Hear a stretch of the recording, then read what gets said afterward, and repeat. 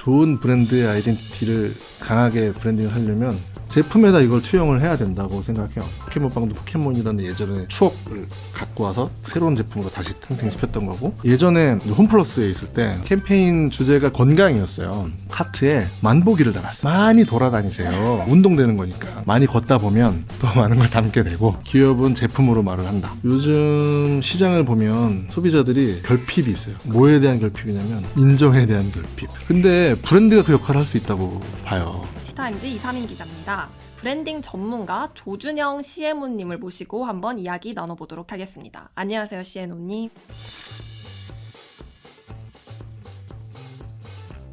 간단하게 한번 좀 자기소개 부탁드리도록 하겠습니다. 라이프타임 모빌리티, 소카라는 그 모빌리티 플랫폼에서 마케팅과 브랜딩, 디자인, 커뮤니케이션 이런 것들을 관장해서 일하고 있는 조준형이라고 합니다. 경력을 살펴보니까 네이밍 라이터라는 직함을 달고 시작을 하셨더라고요. 제가 간판으로 내놓을 수 있는 게 네이트 에비뉴얼도 있지만 피망하고 멜론, 나름대로는 그런 심볼릭한 네임의 트렌드를 만들었다. 브랜딩에 있어서도 브랜딩에 대해서 잘 모르시는 분들조차도 사실 다 알 법한 프로젝트를 진행을 해오셨는데요. 싸이월드부터 시작해서 몇 년 전에 포켓몬빵, 요새 크보빵 때문에 다시 또 조금 이슈가 되고 있는 것 같은데요. 하나하나 좀 먼저 여쭤보고 싶은데 그 전에 앞서서 브랜딩이랑 정확히 무엇인지 조금 여쭙고 싶어요. 지금은 기업이 너무 많아졌기 때문에 내 제품과 내 서비스가 이렇다라는 것을 이제 알려야 되고, 이제 그 구매 고려 대상군에 들어가려면 머릿속에 침투를 해야 되잖아요. 저는 두 가지 정도로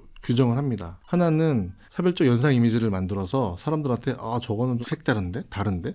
저 나랑 좀 맞는 것 같은데? 이런 연상을 만드는 것이 하나이고, 그리고 그렇게 만들면 뭐해? 사람들이 알아야지. 그래서 그 만든 차별적인 연상 이미지를 널리 알리는 것. 두 가지의 개념을 브랜딩이라고 저는 정의를 합니다. 정말 다양한 브랜드에서 좀 성공적인 프로젝트를 이끄셨는데 싸이월드라든지 홈플러스, 탐스라는 그 신발 회사에서도 계셨고 조스푸드, SPC 그래서 이 브랜드마다 접근 방식이 굉장히 달랐을 것 같은데 말씀 부탁드릴 수 있을까요? 제가 이제 네이밍부터 시작했지만 컨설턴트 출신이고, 그래서 이론적인 백그라운드에 대한 자신감도 있고 다뤄본 케이스의 수도 되게 많아서 그거에 대한 자부심이 있거든요. 경험상으로는 제일 효과적이었던 게 결국은 기업은 제품으로 말을 한다.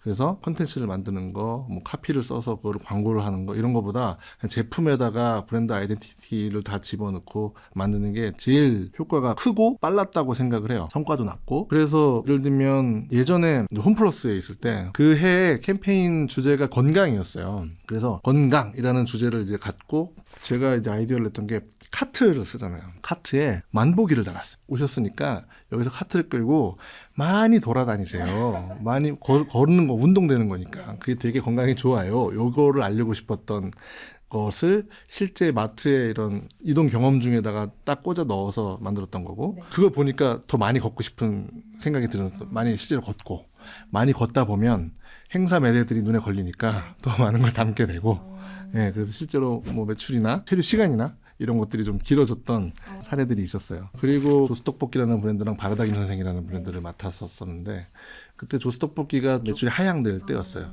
고민을 하다가 결국 제품을 또 만들어야겠다 싶어서 저희도 조직의 막내분이 재미로 회사 탕비실에 있는 녹차 팩에다가 어묵티라고 그걸 패키징을 해서 찍어서 인스타그램하고 페이스북에 올렸는데 이게 반응이 너무 좋은 거예요. 근데 이게 진짜 만들 수 있을 것 같아서 만들었어요. 실제로 티백에다가 어묵 국물 재료를 집어넣어서 만들고 그거를 어묵티라는 제품으로 만들어서 이걸로 이슈를 시켜야겠다.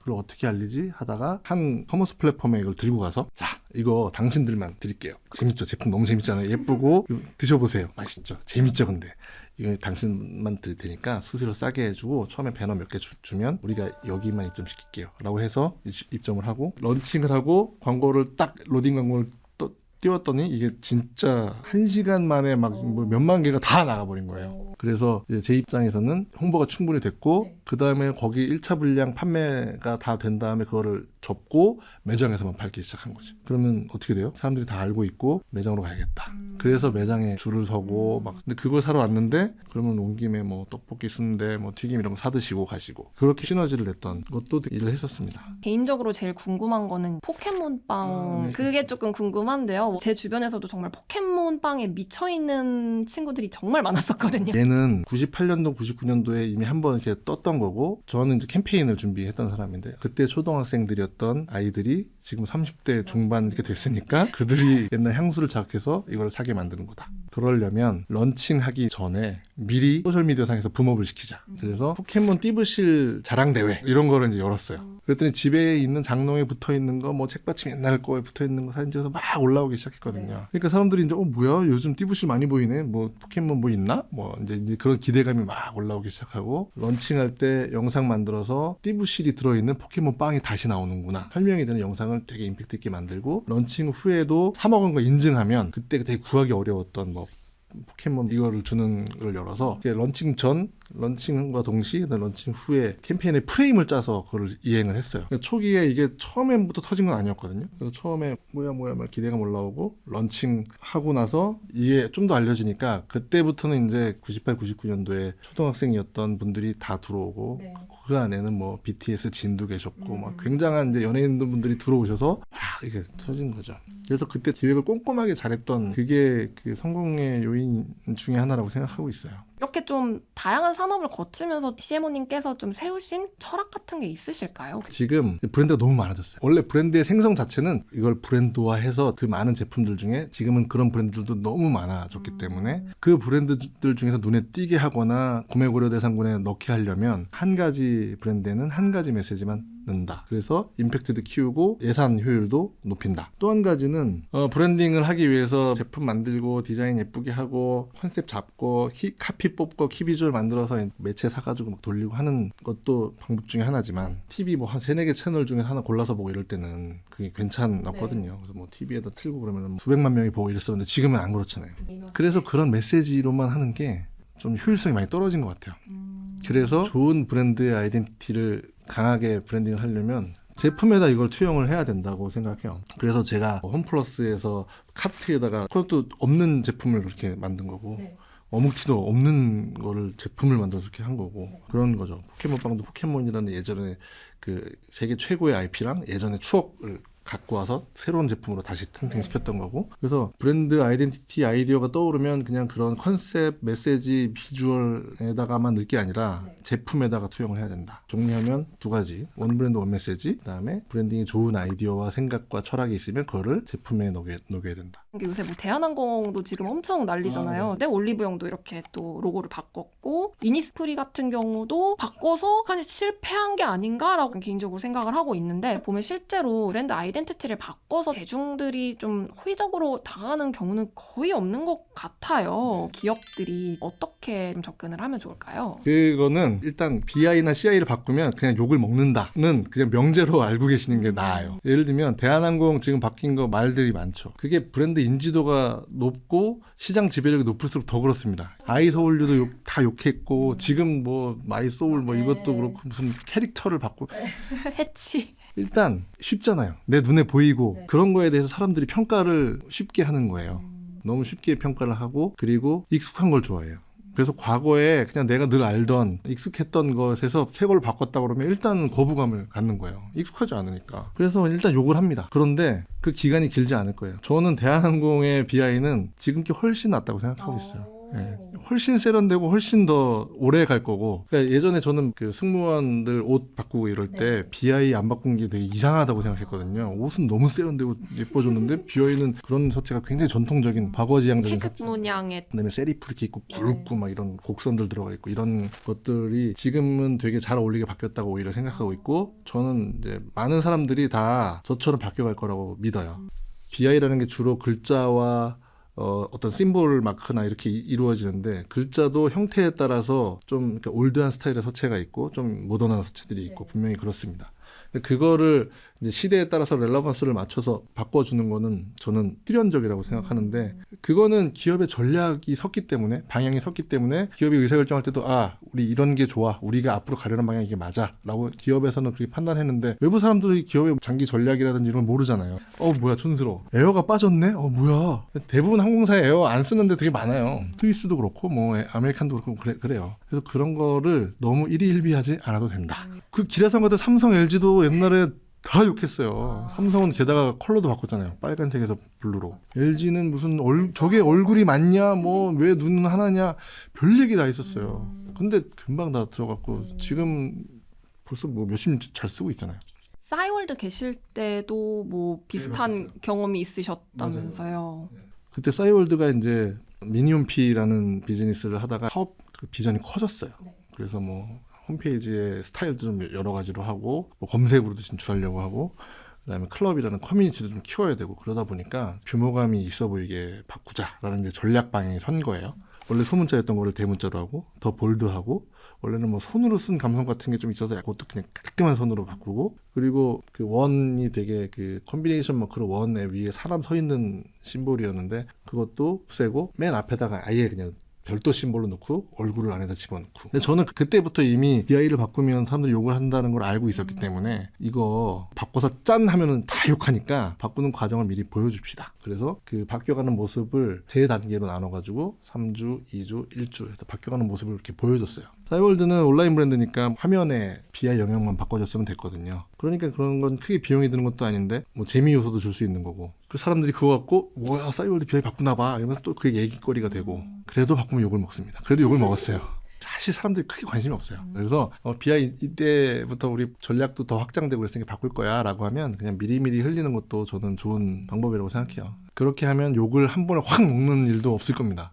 야금야금 나눠서 먹지. 어떻게 이렇게 연달아서 계속 히트를 치고 성공을 하실 수가 있는 거죠? 성공한 것만 알려져서 그런 거예요. 실패한 것도 많습니다. 실패한 거나 뭐 눈에 잘 안 띄는 것도 있어요. 그래도 뭔가 남들보다 타율이 조금 높았다라고 봤을 때 좀 그 이유는 혹시 뭐라고 생각하세요?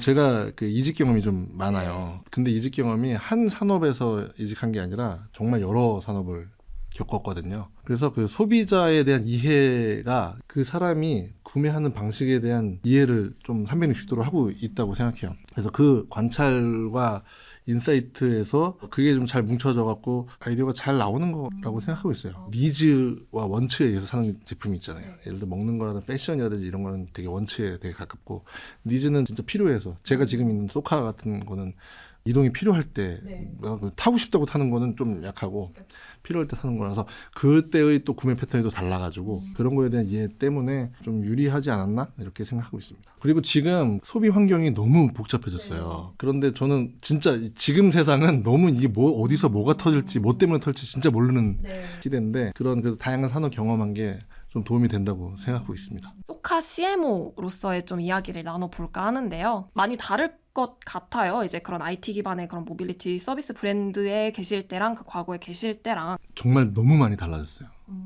제가 생각하고 온 게 있었는데 그것과도 너무 달라요. 브랜딩은 사실 니즈와 원치 중에 한쪽으로 좀 더 무게를 둔다면 원치에 되게 가깝거든요.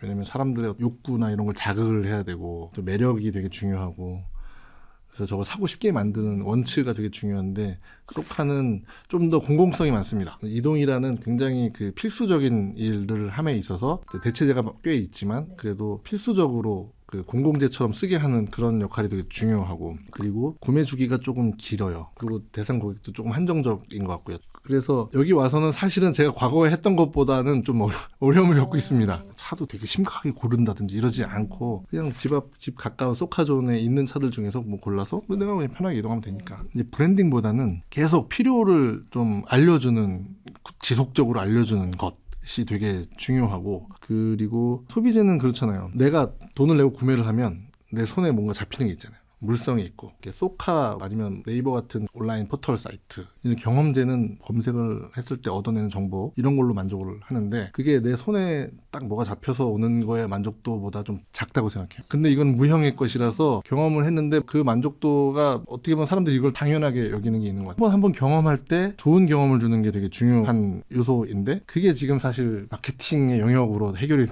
되는 게 아닌 거거든요. 네, 그래서 그런 차원의 고민들이 있는 거고요. 소비재는 이거를 얻었을 때 나는 어떤 베네핏을 얻었어 라고 좀 더 쉽게 느끼는데, 경험재는 이거를 샀을 때 난 어떤 베네핏을 얻었어를 확 느끼기가, 그 증거가 좀 부족해서 그걸 좀 잘 느끼게 하는 게 뭘까, 이렇게 하고 있고, 그 경험 여정에서 어떤 만족도를 줄 건지, 그다음에 그걸 어떻게 실체화를 할 건지, 이런 데 신경을 쓰고 있어서, 예를 들면 저희가 이제 운전 점수라는 거를 런칭을 했는데, MBTI별로 점수를 보면 재밌겠다.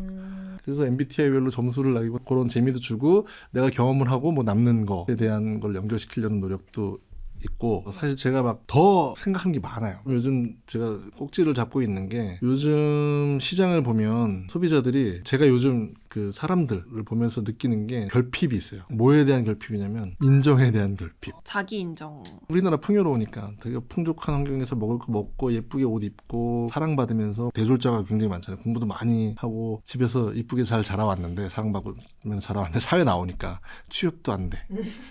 너무 힘들어. 알바하면은 이상한 진상 손님들 와갖고 막 갑질하고. 갑질하고 욕하고 막 이래. 나도 나름 괜찮은 스펙이 괜찮은 사람인데, 내가 이런 대접을 받아야 되나? 그래서 그런 인정에 대해서 그 욕구들이 있어요. 저는 그 방증이 소셜미디어에서 좋아요 많이 받고 이러면서 인정 욕구를 대신한다든지, 그런 데서 사람들이 다 또 충전하고. 근데 브랜드가 그 역할을 할 수 있다고 봐요. 그래서 저는 요즘의 브랜드의 화두는 연대감이라고 생각합니다. 인정 욕구를 해주고, 나와 당신, 브랜드와 소비자와의 연대감이 되게 중요한 키워드라고 생각하고 있어요. 그래서 서로 뭐 인정해주고 좋아해주고, 소카는 어쨌든 소셜이니까 뭐 전 사용자가 있고 뒷사용자가 있는데, 내가 차를 빌렸는데 차가 되게 깨끗해 만약에, 그리고 기름도 다 채워져 있고 이러면 전 사용자가 그거를 자기 어떤 품을 들여서 한 걸 수도 있고, 아니면 그냥 깨끗하게 쓴 거지. 뭐 이런 거에 대한 감사 표시를 한다든지, 그러면 이제 약간 하나의 커뮤니티성이 될 수 있다고 생각하거든요. 아까 말씀드린 것처럼 경험재고, 그다음에 공공성이 있다 보니까. 근데 소카라는 브랜드에 대한 로열티를 다른 사용자한테 힌트를 얻어서 올 수 있지 않을까, 이런 생각을 해본 거예요. 그래서 이제 브랜딩에서도 좀 많은 변화가 예상되고 있는데요. 성과를 한눈에 단기적으로 바로 알아볼 수 있는 퍼포먼스 마케팅에 대해서 좀 더 관심도가 높아지고 있는 것 같아요. 사실 퍼포먼스 마케팅이라는 게 성과가 막 그 브랜딩 할 때 터지는 것처럼 막 그런 건 없어요.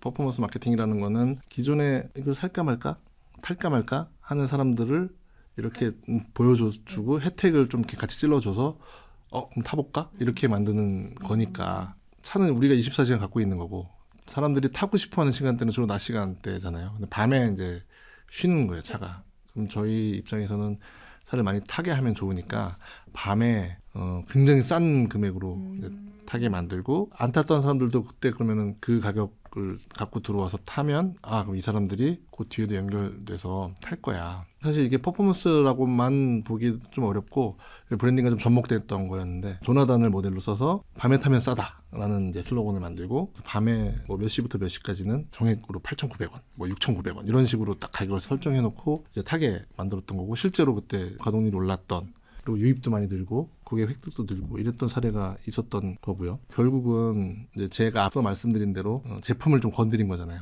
그래서 있는 제품을 조금씩 베네핏이 될 만한 상태로 만들어서 그거를 제안을 하면서 브랜딩이든 퍼포먼스든 하는 게 되게 중요하다라는 생각을 계속 갖고 있습니다. 지금은 또 브랜딩과 퍼포먼스의 경계도 무너진 것 같아요. 예를 들면 소카는 지금은 퍼포먼스에 집중을 하고 있긴 하지만 그것 또한 브랜딩의 일환이에요. 예를 들면 몇 번을 타면 이 사람이 여기 들어와서 완전한 우리 고객이 되더라라는 데이터를 갖고 있으니까, 그렇게 그럼 그 몇 번을 타게 만드는 그 활동을, 수단이 그게 퍼포먼스가 됐던 브랜딩이 됐던 그 활동을 꾸준히 하면 그것도 브랜딩의 일환이 될 수 있는 거죠. 퍼포먼스 매체도 쓰고 뭐 브랜딩도 하고 블렌디드 돼 있는데, 제가 아까 니즈 원츠 얘기했잖아요. 그래서 원츠 개념을 갖고 온 게, 그래서 독일차 수입차를 이제 사기 시작했어요. 원래 좀 있긴 했는데 조금 더 원츠 할 만한 차, 또 고급차들 사기 시작했고, 일단 포르쉐 준비하고 있습니다. 그것도 이제 필요한 사람이 있을 거 아니에요. 한 번씩 뭐 데이트를 한다거나 아니면 그럴 때는 이제 원트를 만들어야 되니까, 그렇게 해서 우리는 데이터를 볼 수 있으니까